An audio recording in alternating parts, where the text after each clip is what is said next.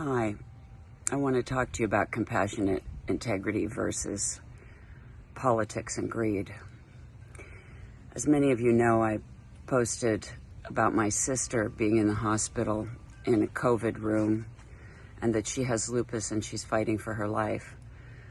I didn't let you know that her husband, Bruce, is also in a COVID room in the same ward fighting for his life, and that they stayed at home as long as they could.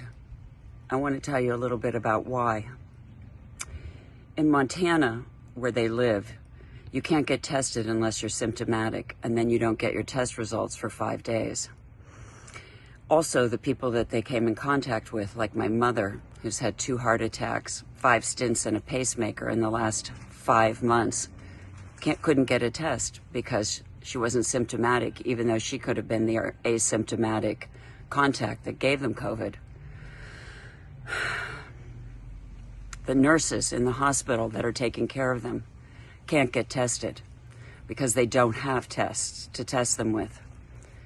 Those nurses are risking their lives and cannot get tested.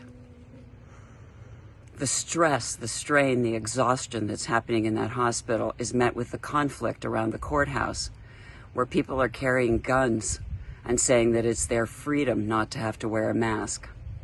This is the situation in Montana, where the governor, Steve Bullock, is not returning my calls, where the health department, where I continuously call, is hanging up on me. This is the state of affairs in the middle of our country, where you, the people in the middle of our country, are at great risk of dying from COVID.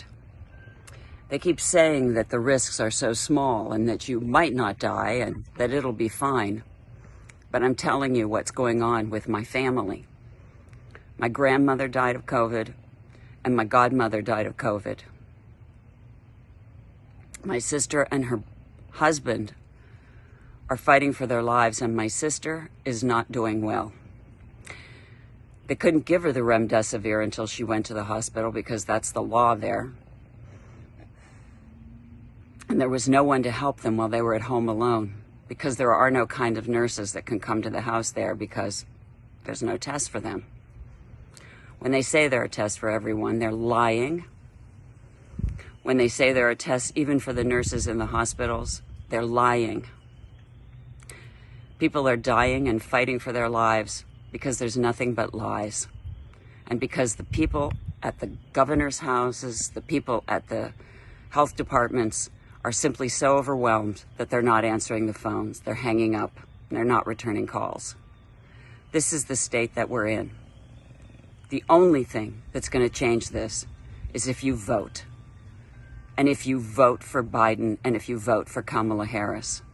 And the reason that's going to happen is because with women in power, we will fight for our families. We will fight for people to live, and we will fight for people to get tested. Because the only countries that are doing well with COVID are the ones that have women in leadership. Please vote, and please, whatever you do, don't vote for a killer.